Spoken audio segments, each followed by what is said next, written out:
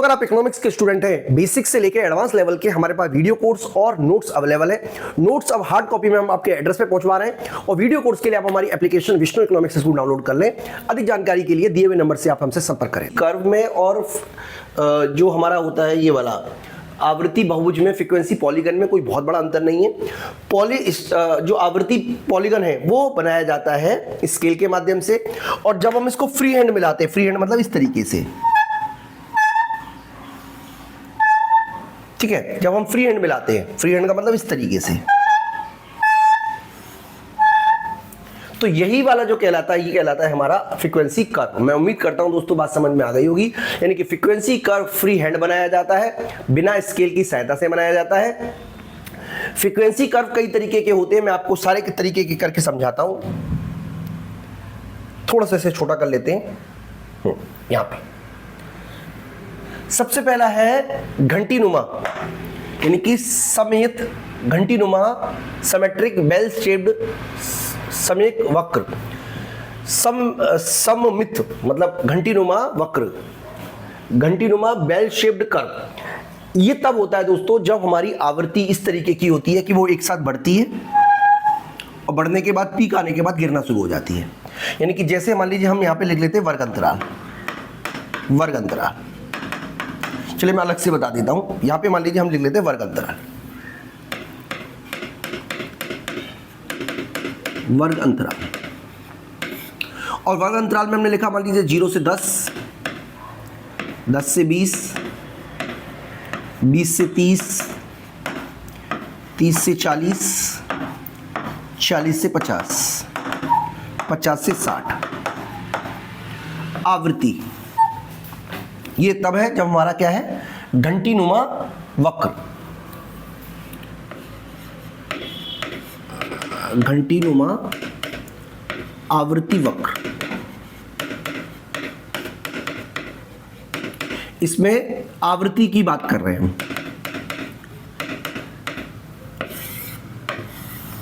किस तरीके से होगी ये, एक साथ बढ़ेगी 2, 4, 6 और उसके बाद सीधा गिरना शुरू हो जाएगी 4, 2, 1। यानी कि इसके अंदर, चलिए इसको हटा देते हैं हम एक बार के लिए। तो इसका मतलब है इसका जो पीक आया है वो ये वाला है, बिल्कुल बीच में आया है, ये वाला पीक है। तो इस शेप में जो इस तरीके की बनेगी वो किस तरीके से बनेगी, एक साथ आप बढ़ाते चले जाओगे। यहां पे लिखेंगे वर्ग अंतराल, वर्ग अंतराल, यहां पे आवृत्ति। तो इसके अंदर जो बहुलक होता है, जो माध्य होता है, जो माध्यिका होती है, और जो हमारा बहुलक होता है, वो तीनों के तीनों बराबर होते हैं और इससे एक आदर्श स्थिति माना जाता है। इसके अलावा धनात्मक विकृत वक्र, यानी कि धनात्मक विकृत वक्र वह वक्र होता है जिसमें वितरण दाईं ओर झुका होता है और दाईं ओर पूंछ लंबी होती है। जैसे मान लीजिए इस तरीके का है,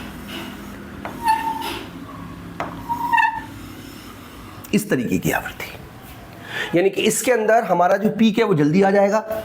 जैसे मान लीजिए 2 है, 10, 8, 6 और 4। इसको हम बोलते हैं क्या, धनात्मक विकृत वक्र, धनात्मक विकृत वक्र। और इसकी जो आवृत्ति, यानी कि इसके अंदर जो पीक है वो पहले आ गया और उसके बाद लगातार धीरे धीरे धीरे धीरे ये वैल्यू घट रही है। तो इस तरीके का जो वक्र बनेगा इसको बोलते हैं हम धनात्मक विकृत वक्र। यानी इसके अंदर क्या होगा, जल्दी पीक आ जाएगा और फिर धीरे धीरे धीरे करके वैल्यू आपकी गिरना शुरू हो जाएगी। और इस स्थिति में जो बहुलक होता है वो सबसे बड़ा होता है, उससे छोटा होता है माध्यिका, और सबसे छोटी होती है माध्य। तो दोस्तों एग्जाम पॉइंट ऑफ व्यू से ये सब आप याद रखिएगा कि इसके अंदर बहुलक सबसे बड़ा होता है, उससे छोटी होती है माध्यिका, उससे छोटा होता है माध्य। तीसरा जो है हमारा वो है हमारा धनात्मक विकृत वक्र। धनात्मक विकृत वक्र कैसे बनेगा मैं आपको बता देता हूं। धनात्मक, सॉरी ये हमारा ऋणात्मक विकृत वक्र होगा, ऋणात्मक है, ऋणात्मक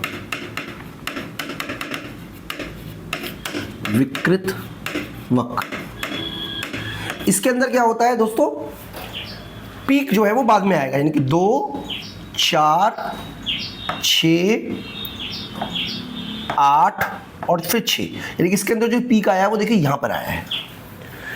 ठीक है जी, बाद में जो पीक आएगा तो इस तरीके से डायग्राम बनेगा, इस तरीके से। मैं यहां पे बना के दिखा देता हूं आपको, इस तरीके का।